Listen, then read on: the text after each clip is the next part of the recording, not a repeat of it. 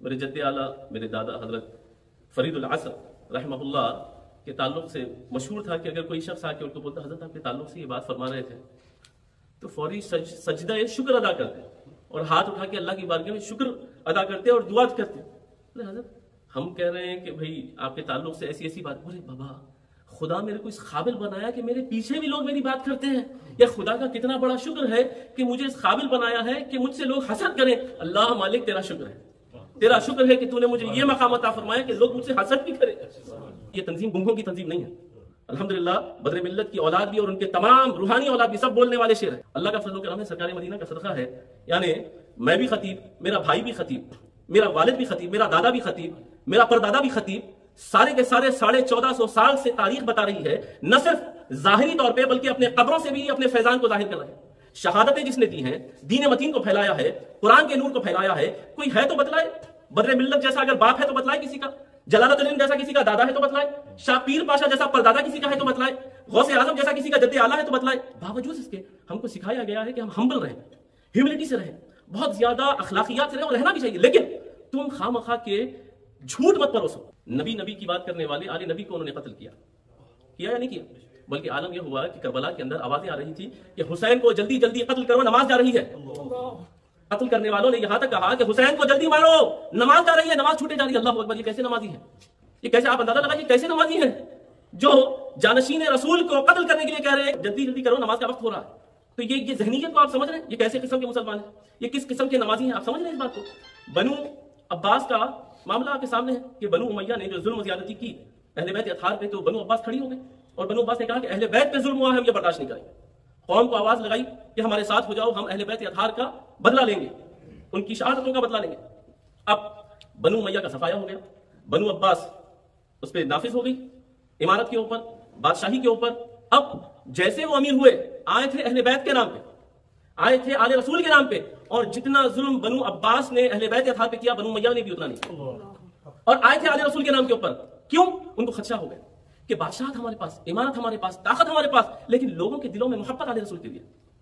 अगर वो अपने झोपड़े में से भी निकले तो कौम बड़ी तादाद के अंदर अहले बैत से जुड़ जाती है, और हमारी कोई कदर नहीं है उस एतबार से। सिर्फ हमारी ताकत और रोब की वजह से शायद लोग कोई हमारी इज्जत कर ले तो कर ले, लेकिन दिल जो है वो सारे के सारे उनसे जा मिलते हैं। न सिर्फ इतना जुल्म किया कि उनको अलग सलग रखा गया, और यही था अहले बैत के लिए कि आप कमरों में रहें, आप मैदान में ना। द मोमेंट आप मैदान में आएंगे, आपके साथ हम जोर जबरदस्ती करेंगे। आलम यह हुआ कि अइम्मा अहले बैत की शहादत की गई, बल्कि उनको एक एक हफ्ते तक उनके जनाजे को चौराहे पे लगा दिया गया। ये कौन है? ये उस किस्म के नमाजी हैं जो हुसैन के वक्त कहने लगे ना, ये उन्हीं की फिक्र है, उन्हीं की सोच है। बिल्ली को और शेर को दोनों को बाजू बाजू बिठा देते हैं। खानदान एक ही है, चाहे वो बिल्ली का हो चाहे शेर का, दोनों का खानदान एक है। लेकिन अब बिल्ली को शेर के बाजू बिठाती, बिल्ली समझती है मैं शेर हूं, और वो हरकतें भी शेर जैसी करती है। अब उसको सब कहते हैं तू शेर है, तू शेर है, तू शेर है। तो आलम ये हो जाता है वो बात करे कि घबराती है शेर के ऊपर। शेर खुद शर्मिंदा है, अब मैं कहूं तो क्या कहूं, है खानदान का, कई मिलियन साल पहले शायद था होगा रिश्ता, लेकिन है तो खानदान का, कहूं तो क्या कहूं, तो मेरे खानदान का नहीं बोल सकता। अब वो बिल्ली खराती है शेर के ऊपर, तो यानी कि शेर की ग़िज़ा बिल्ली को खिलाना चाहते हैं, और इस तरीके से लेके आते हैं। यानी शेर की जगह बिल्ली को बिठाएंगे और ये तासुर देंगे, तू साबित कर बिल्ली तेरे खानदान की नहीं। अब कह भी नहीं सकता भाई मेरे खानदान की नहीं है, बिल्ली है, खानदान ऊपर जाके मिल जाता है। तो आप समझ रहे हैं? और पीछे बोले भाई हमें तो भाई सरकार की मोहब्बत है, लेकिन उनके दिल में जो फितना है वो आप जानते हैं कि बात मोहब्बत की नहीं है, बात खानदान की नहीं है, बात यह है कि वो जो उनके बड़ों की गुलामी को मान ले तो उस बिल्ली को भी शेर मानने के लिए तैयार है। अच्छा, इसमें मैं आपको एक साइकोलॉजी बताता हूं। 1925 के अंदर जो एडोल्फ हिटलर था, उसने बाज़ाब्ता तौर पे टर्मिनोलॉजी उसने यूज की थी, the big lie, the big lie, और इसको कहते थे प्रोपेगेंडा टेक्निक। यानी एडोल्फ हिटलर की टेक्निक जो थी दुनिया के ऊपर हावी होने की, उसके अंदर प्रोपेगेंडा टेक्निक, एक बाज़ाब्ता उसकी एक टेक्निक उसने तैयार की थी। उसकी एक मिनिस्ट्री थी बाज़ाब्ता, और उस मिनिस्टर का नाम था जोसेफ गोबल्स, और उसकी किताब है मेन कैंप, एडोल्फ हिटलर की किताब। 1925 के अंदर इस टेक्निक को इंट्रोड्यूस किया गया। उसकी 3 बड़ी खास बातें थी उस टेक्निक की, प्रोपेगेंडा टेक्निक, और उसमें कहा जाता था द बिग लाई, बड़ा झूठ। दीन के अंदर बदगुमानी से बाज़ाब्ता तौर पे रोका गया है, और कहा गया है कि नाजायज़ है कि कोई बात किसी के अंदर पाई न जाए, और बावजूद उसके भी अगर बदगुमानी को आम किया जा रहा है तो फौरी तौर पे उससे परहेज करने की जरूरत है, वो नाजायज़ काम है। अजीज़ान मोहतरम, आप सभी जानते हैं कि अमेरिकन इस्लामिक सोसाइटी का ये वतीरा रहा है, तरीक़ा रहा है कि हमने इत्तेहाद अहले सुन्नत के हवाले से हमेशा दावत दी है और उसके दाई रहे हैं। और चाहे वो चांद का मसला हो या फिर ईद मिलादुन्नबी के जुलूस का मसला हो, हमने हमेशा से इस बात को उठाया है कि इल्मी इख्तिलाफ, नज़रियाती इख्तिलाफ और फ़िक्री इख्तिलाफ वो रहने वाली चीज़ है, वो ऐसे ही आनन फानन में ख़त्म होने वाली शय नहीं है। और इल्मी इख्तिलाफ तो अच्छी चीज़ है, उलमा के दरमियान जब इख्तिलाफ होता है तो उम्मत के लिए रहमत है कि मामलात और मसाइल खुल खुल के फिल्टर हो के अवामुन्नास के सामने तहकीक आती है। लेकिन कोई अगर एक ही मसले को, फिक्र को पकड़ ले और सबको माइल करने पे बजिद हो जाए कि नहीं ये जो मेरी फिक्र है वही सही है, तो तू दावेदार हो सकता है, यानी कि आप दावेदार हो सकते हैं उस बात के, लेकिन ये लाजिम नहीं कि हर कोई उसी फिक्र के साथ अलाइन हो जाए और फिर सिर्फ अपने आप ही को हक पे समझना, ये भी बात दुरुस्त नहीं है। हमें देखना यह है कि अहले सुन्नत व जमात का आखिर अकीदा क्या है। ठीक है, पहले तो तौहीद है, वो सारी चीजें होने के बाद जो अब उम्मी तौर पे देखी जा रही हैं कि अहले सुन्नत व जमात की भाई जो सरकार पाक अलैहिस्सलातु व तस्लीम की हयातुन नबी का कायल हो, जो वसीले का कायल हो, तवस्सुल का कायल हो, इस्तिगासे का कायल हो, जो या रसूलुल्लाह कहने वाला हो, जो औलिया अल्लाह को मानने वाला हो, यही उम्मी तौर पे अहले सुन्नत व जमात के जुमरे में आते हैं। कुरान मजीद में अल्लाह तबारक व तआला ने यह भी इरशाद फरमाया है कि वो लोग जो अच्छों की औलाद हैं, रोज़े क़यामत अल्लाह तबारक व तआला उनकी खुशनुदी के लिए उनकी औलाद को उनसे जा मिलाएगा, जबकि वो मरातिब के अंदर, अमल के अंदर उन जैसे नहीं होंगे। लेकिन शर्त क्या फरमाई? अगर वो अपने आबा व अजदाद के नक्शे कदम पे हो तो। अच्छों की औलाद होना बहुत अच्छी चीज है, लेकिन उसके साथ साथ शर्त क्या फरमाई है कि वो उनकी इत्तिबा में रहे। जरूरी यह है कि वो उन्हीं की इत्तिबा में रहे। अब अमल में कमजोर होगा, मामूलात में कमजोर होगा, दराजात में कम होगा, लेकिन उनकी इत्तिबा में था, उनकी पैरवी में था, उन्हीं की लाइन और उन्हीं के तरीक पे था, तो अल्लाह तबारक व तआला उनको जा मिलाएगा। अब कैसे भी बुजुर्ग की औलाद हो, अगर वो आबा व अजदाद के तरीक से ही हट जाए तो फिर उनका उन बुजुर्गों से क्या लेना या उस खानवादे से क्या लेना। सूरत हाल ये है कि आप जानते हैं, क्योंकि मिलाद के ऊपर तो काफ़ी बातें हुई भी हैं और सरकार की बारगाह में नजराने अकीदत तो हमारा हर लम्हा, बल्कि यहाँ तक हम तो ये कहते हैं, नहीं गाफिल मोहम्मद की याद से कोई गुलाम उनका, नहीं गाफिल मोहम्मद की याद से कोई गुलाम उनका, अरे हम तो वो दीवाने हैं कि हर सांस पे लेते हैं नाम उनका। तो अल्हम्दुलिल्लाह हमारा तो ओढ़ना बिछोना ही सरकार की गुफ्तगू है। रुयत हिलाल के हवाले से जब अमेरिकन इस्लामिक सोसाइटी ने कोशिश की कि भाई इत्तेहाद का कोई पहलू निकाला जाए, देखिए शौहर बीवी के अंदर इख्तलाफ हो सकता है और होता भी, सगे भाई में होता है, सगे बहनों में होता है, लेकिन इस इख्तिलाफ की बुनियाद पे क्या खानदान के खानदान टूट जाना चाहिए? नहीं, इख्तिलाफ अपनी जगह है। अब किसी इंसान को अगर आप वो बजिद हो जाए, आप उसको समझा नहीं सकते। और फिर इल्मी तौर पे और नजरियाती तौर पे और ऑर्गेनाइजेशनल तौर पे इख्तिलाफात तो रहेंगे, तहरीकी इख्तिलाफात होते हैं, लेकिन बावजूद इसके सरकार की गुलामी के इजहार के लिए, अहले सुन्नत व जमात की ताकत के इजहार के लिए हमें मुत्तहिद होना जरूरी था और उसी नारे को बुलंद करते हुए कोशिश की गई। रुयत हिलाल के अंदर अल्हम्दुलिल्लाह काफी हद तक अल्लाह ने कामयाबी दी, काफी इदारे साथ आए, कुछ इदारे हमारे साथ नहीं आए जो बनाम सुन्नी है, लेकिन बावजूद इसके कि वो सब इन बातों के कायल हैं, इस जुमरे में आते हैं अहले सुन्नत व जमात के, लेकिन वो हमारे साथ आए नहीं। अब जब मिलादुन नबी की बात आई, दो चीजें हो रही हैं। एक तो अमेरिकन इस्लामिक सोसाइटी अल्हम्दुलिल्लाह बड़ी तेजी के साथ इस मरकज को हासिल करने के अंदर कोशा है कि अहलुल बैत सेंटर को फिलफौर हासिल किया जाए। अल्लाह करवा दे, अल्लाह हमें इसमें कामयाबी दे। अब ऐसे मौके पे होना तो ये चाहिए था कि तमाम अहले सुन्नत व जमात, जैसा हमने आपका साथ दिया माजी के अंदर, हुजूर बदरी मिल्लत ने आपका साथ दिया, आपने जब जब अपने इदारों की बात की, हुजूर बदरी मिल्लत ने न सिर्फ बयानात के जरिए, अपने वजूद के जरिए, अपनी तहरीक के जरिए, अपनी गुफ्तगू के जरिए, अपने साथियों के जरिए आपका साथ दिया, बल्कि आपके साथ खड़े भी रहे। सुन्नियत जो है वो अल्लाह उसके रसूल के शराइत पे चलेगी। हम ये देखेंगे कि हम गौसे पाक के शराइत पे है या नहीं, हम हुजूर सैयदना गरीब नवाज के शराइत पे है या नहीं, हम अहले बैत अतहार की शराइत पे है या नहीं, सहाबा किराम की शराइत पे है या नहीं। अब मैंने और हमारी जमात ने जुलूस के 2 दिन कबल तक हमने लोगों से राब्ता किया, बल्कि 1 दिन कबल तक भी राब्ता किया और जो है बातें की, कोशिश करते रहे कि आप इत्तेहाद अहले सुन्नत व जमात के तहत साथ में आइए। हर किस्म की उनके सामने पेशकश की गई कि आप अलग सलग होकर भी रहना चाह रहे हैं तो भी आइए, अपनी जमात के साथ आना चाह रहे हैं तो भी आइए, आप आजू बाजू खड़े होना चाहते हैं तब भी आपका मरहबा, आप अपनी जमात के साथ आके सबसे सामने खड़े होना चाहते हैं और फिर आप चले जाते हैं, किसी से मुलाकात नहीं कर, तब भी आप तशरीफ लाइए। मकसद यह है कि अहले सुन्नत व जमात की ताकत का इजहार हो, यह असल मकसद था हमारा। तो मामला यह है कि भाई सरकार की बारगाह में अपनी दीवानगी का इजहार करना, अपनी गुलामी का इजहार करना कि मेरे आका मौला ये देखें, ये तवज्जो फरमाएं कि उनके गुलाम दुनिया के किसी खित्ते में भी रहो अपने आका के नाम के ऊपर कुर्बान होने के लिए तैयार है। ये असल साबित करना है और वो राजी हो जाए, अमल हमारा कबूल हो या नहीं हो पता ही नहीं, कम से कम गुलामी तो कबूल हो जाए आका की बारगाह में और अल्लाह के महबूब की गुलामी खुदा की बारगाह में मकबूल हो जाए, ये मकसद था। अब उसके बाद जो सूरत हाल हुई है मैं उस हवाले से आपसे बात करना चाहता हूं। एक साइकोलॉजी है और ये इंसानी फितरत है, हो सकता है हसद भी हो सकता है इसके पीछे, बल्कि हसद ही हो सकता है। और ये अहले सुन्नत व जमात के अंदर अमेरिकन इस्लामिक सोसाइटी का कामयाबी का नतीजा है कि लोग आपसे हसद भी कर रहे हैं। बल्कि हमारे बुजुर्ग, मेरे जद्दे आला, मेरे दादा हजरत फरीदुल असर रहमहुल्लाह के ताल्लुक से मशहूर था कि अगर कोई शख्स आके उनको बोलता हजरत आपके ताल्लुक से ये बात फरमा रहे थे, तो फौरी सजदा शुक्र अदा करते और हाथ उठा के अल्लाह की बारगाह में शुक्र अदा करते और दुआ करते। बोले हजरत हम कह रहे हैं कि भाई आपके ताल्लुक से ऐसी ऐसी बात। बोले बाबा खुदा मेरे को इस काबिल बनाया कि मेरे पीछे भी लोग मेरी बात करते हैं, या खुदा का कितना बड़ा शुक्र है कि मुझे इस काबिल बनाया है कि मुझसे लोग हसद करें। अल्लाह मालिक तेरा शुक्र है, तेरा शुक्र है कि तूने मुझे ये मकाम अता फरमाया कि लोग मुझसे हसद भी करें, वरना मेरी क्या हैसियत है। तो अल्हम्दुलिल्लाह हम तो ऐसे बुजुर्गान दीन की औलादे हैं, तो हमारा भी यही सिलसिला है। लेकिन अगर फितने फैलाए जाते हैं, ये साइकोलॉजी आपसे पेश करना चाहूंगा। आप तारीख इस्लाम देखिए, नबी की बात करने वाले आले नबी को उन्होंने कत्ल किया या नहीं किया?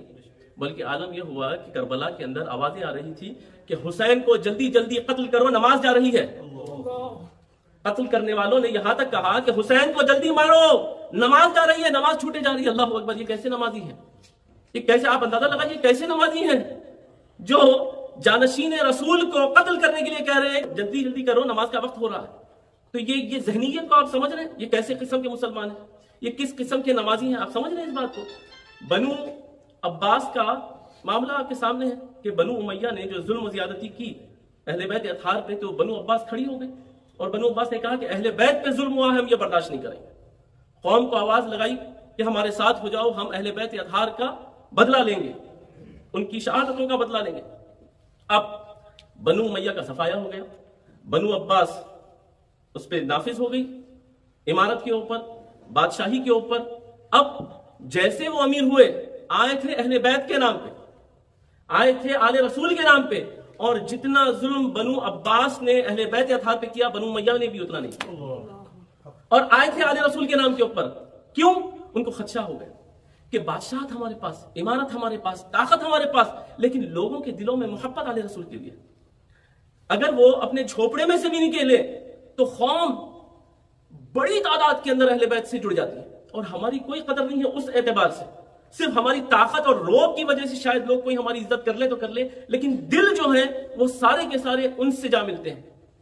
न सिर्फ इतना जुल्म किया कि उनको अलग सलग रखा गया, और यही था अहले बैत के लिए कि आप कमरों में रहें, आप मैदान में ना आए। द मोमेंट आप मैदान में आएंगे, आपके साथ हम जोर जबरदस्ती करेंगे। आलम यह हुआ कि अइम्मा अहले बैत की शहादत की गई, बल्कि उनको एक एक हफ्ते तक उनके जनाजे को चौराहे पे लगा दिया गया।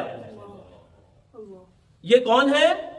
ये उस किस्म के नमाजी हैं जो हुसैन के वक्त कहने लगे ना, ये उन्हीं की फिक्र है, उन्हीं की सोच है। अब एक जो है उमूमी तौर पे बात पैदा कर दी गई कि नहीं भाई, अमेरिकन इस्लामिक सोसाइटी ने हाथ मिला लिया। किससे हाथ मिलाया? ने फुला पाशा से मिला लिया, फुला शख्स से मिला लिया, फुला इनसे मिला लिया, फुला उनसे मिला लिया। अच्छा, मजे की बात यह है वो जिन जिन के नाम ले रहे हैं वो कोई भी जुलूस में मौजूद नहीं था। हमने दावत तो जरूर दी भाई, जब तक किसी की कोई बात हद कुफ्र तक ना पहुंचे और वो अहले सुन्नत व जमात के जुमरे में बाकी रहे। हमने कहा कि हाँ, किसी ने कहा नहीं भाई फुला पाशा हजरात, गालिबन हमारे रिश्तेदार भी हैं, कहा कि भाई इतने इख्तिलाफात के बावजूद भी क्या अगर वो आते हैं या माइल होते हैं आने पे, क्या आप उनका इस्तकबाल? हमने कहा बाहें खोल के उनका इस्तकबाल करेंगे। वजह क्या है? सरकार की गुलामी के इजहार के लिए इख्तिलाफात खत्म हो जाए, ये मैं नहीं कहता भाई हर इंसान में है, लेकिन सरकार की गुलामी के इजहार के लिए, अहले सुन्नत व जमात की ताकत के इजहार के लिए यकीनन हम हाथ बाहें खोल के इस्तकबाल करेंगे, उनकी ताज़ीम और तकरीम भी करेंगे, क्योंकि वो सरकार के जुलूस के मेहमान है। लिहाजा लेकिन वो कहा गया है कि अजब सुलगती हुई लकड़ियां हैं ये रिश्तेदार, मिले तो जलाएं, दूर हो तो धुआं देने लगे। तो इनका तो जो है कहीं भी इनको चैन हासिल नहीं। तो बहरहाल जो भी था सिलसिला, हमने दावत दी कि आप तशरीफ लाइए, वहां महाज बन गया इख्तिलाफ का कि भाई अमेरिकन इस्लामिक सोसाइटी क्या है, माज़अल्लाह खारिजी गिरोह के साथ मिल गई है। खारिजी गिरोह कौन है भाई? तो कहा ये फुला फुला ये खारिजी लोग हैं, ये पूरे। अच्छा, तो हम इनके साथ हो गए, ठीक है। अब जब इस जत्थे से बात हुई, हमने इनको दावत दी और हमारे साथी हैं कि भाई आप तशरीफ लाना है, हर एतबार से अहले सुन्नत व जमात का इतना बड़ा एक अजीम मरकजी जुलूस है। तो सामने तो यकीनन बड़ी मोहब्बत की बात हुई, लेकिन बाद में आवाजें आ रही हैं कि कहा गया कि नहीं, अमेरिकन इस्लामिक सोसाइटी तब्जीलियों के साथ हो गई, शियाओं के साथ हो गई। आप समझ रहे हैं कितना बड़ा गुनाह किया? क्या गुनाह किया? इत्तेहाद की बात की। इत्तेहाद की बात की तो क्या गुनाह हो गया? बल्कि कुरान पाक में अल्लाह तबारक व तआला इरशाद फरमाता है कि जो लोग अपने दीन के टुकड़े टुकड़े कर देते हैं, ऐ महबूब आपका उनसे कोई ताल्लुक नहीं, कोई ताल्लुक नहीं। अच्छा ये बताओ कि किसी भी एतबार से अहले सुन्नत व जमात के अलावा किसी भी बदअकीदा के साथ किसी भी अंदाज से कोई कॉम्प्रोमाइज आज तक हुआ है हमारी तारीख में? अरे हमारी तारीख तो हमारी जिंदगियों में ही नहीं, बल्कि अल्हम्दुलिल्लाह रब्बिल आलमीन न सिर्फ हमारे असलाफ ने अपनी जिंदगियों में शहादतें दी, तबलीग दीन किया, कुरान और हदीस के नूर को फैलाया, अपनी करामात के जरिए लोगों को इस्लाम की तरफ माइल किए, बल्कि अपने कब्रों में जाने के बाद भी अपने दरबारों से, अपनी चौखंडियों से, अपने गुंबदों से अपने फैजान को बिखेर रहे हैं। आप यकीन न मानिए, उसके बावजूद भी इस किस्म की इल्जाम आ रही कि भाई अच्छा उनको खुद पता है ये सब झूठ पे मबनी है। और कुरान के अंदर आया है कि भाई जब किसी फासिक से अगर तुमको कोई खबर मिले तो उसको फौरी तौर पे उसकी तहकीक कर लिया जाए। अच्छा, इसमें मैं आपको एक साइकोलॉजी के बताता हूं। 1925 के अंदर जो एडोल्फ हिटलर था, उसने बाज़ाब्ता तौर पे एक टर्मिनोलॉजी उसने यूज की थी, the big lie, the big lie, और इसको कहते थे प्रोपेगेंडा टेक्निक। यानी एडोल्फ हिटलर की टेक्निक जो थी दुनिया के ऊपर हावी होने की, उसके अंदर प्रोपेगेंडा टेक्निक एक बाज़ाब्ता, उसकी एक टेक्निक उसने तैयार की थी, उसकी एक मिनिस्ट्री थी बाज़ाब्ता, और उस मिनिस्टर का नाम था जोसेफ गोबल्स, और उसकी किताब है मेन कैंप, एडोल्फ हिटलर की किताब। 1925 के अंदर इस टेक्निक को इंट्रोड्यूस किया गया। उसकी 3 बड़ी खास बातें थी उस टेक्निक की, प्रोपेगेंडा टेक्निक, और उसको कहा जाता था द बिग लाई, बड़ा झूठ। किसी भी शख्स के ताल्लुक से, किसी तंजीम के ताल्लुक से, किसी मुल्क के ताल्लुक से उसने ये टेक्निक निकाली थी कि द बिग लाई, इसके बारे में बहुत बड़ा झूठ कह दिया जाए। अच्छा, 3 उसके खास पॉइंट्स आपके सामने रखता हूं कि एक तो बात ये थी कि इतना बड़ा झूठ बोलो, इतना बड़ा झूठ बोलो कि लोग ये कहें कि कोई इतना बड़ा झूठ थोड़ी किसी के ताल्लुक से बोल सकता है। इतना बड़ा झूठ बोल दो कि लोग ये सोचने पे आमादा हो जाए कि कोई किसी के ताल्लुक से इतना बड़ा झूठ थोड़ी बोल सकता है। और दूसरी बात कि इतना रिपीट करो झूठ को, उस प्रोपेगेंडा को इतना रिपीट करो कि हर जगह से, हर जाविये से, हर इलाके से इसका जो है प्रचार होना चाहिए। यानी हर जगह से, हर तरफ से, हर जिहत से अटैक किया जाए उस प्रोपेगेंडा के जरिए। द बिग लाई, झूठ बोलो। अब कोई कहे कि भाई एक तो इतना बड़ा झूठ, फिर 4 जावियों से बात आ रही है, कुछ तो बात होगी, ये भी बड़ा फतूर है, कुछ तो बात होगी। अच्छा ठीक है, तो और रिपीट करो उसको बार बार बार बार लगातार, मतलब थकता ही नहीं बेचारा। अब तीसरी बात उसमें यह थी, उस टेक्निक की खास बात यह थी कि इस टेक्निक में थोड़ी सी सच्चाई होनी चाहिए, हाफ ट्रुथ उसमें होना चाहिए। तो अब वो जो हकीकत हाल कुछ उसके अंदर ऐसी होनी चाहिए कि लोग बोले हाँ ये तो बात है। आप अंदाजा तो लगाइए किस तरीके से झूठ को परोसा जाता है। अब होता यह है कि यहां पे एक तरीकेकार है, साइकोलॉजी है। बिल्ली को और शेर को दोनों को बाजू बाजू बिठा देते हैं। खानदान एक ही है, चाहे वो बिल्ली का हो चाहे शेर का, दोनों का खानदान एक है। लेकिन अब बिल्ली को शेर के बाजू बिठाती, बिल्ली समझती है मैं शेर हूं, और वो हरकतें भी शेर जैसी करती है। अब उसको सब कहते तू शेर है, तू शेर है, तू शेर है। तो आलम ये हो जाता है वो बात करे कि गर्राती है शेर के ऊपर। शेर खुद शर्मिंदा है, अब मैं कहूं तो क्या कहूं, है खानदान का, कई मिलियन साल पहले शायद था होगा रिश्ता, लेकिन है तो खानदान का, कहूं तो क्या कहूं, तू मेरे खानदान का नहीं बोल सकता। और वो बिल्ली खराती है शेर के ऊपर, तो यानी कि शेर की ग़िज़ा बिल्ली को खिलाना चाहते हैं और इस तरीके से लेके आते हैं, यानी शेर की जगह बिल्ली को बिठाएंगे और ये तासुर देंगे तो साबित कर बिल्ली तेरे खानदान की नहीं है। अब कह भी नहीं सकता भाई मेरे खानदान की नहीं है, बिल्ली है, खानदान ऊपर जाके मिल जाता है। तो आप समझ रहे हैं। अब पीछे बोले भाई हमें तो भाई सरकार की मोहब्बत है, लेकिन उनके दिल में जो फितना है वो आप जानते हैं कि बात मोहब्बत की नहीं है, बात खानदान की नहीं है, बात यह है कि वो जो उनके बड़ों की गुलामी को मान ले तो उस बिल्ली को भी शेर मानने के लिए तैयार है।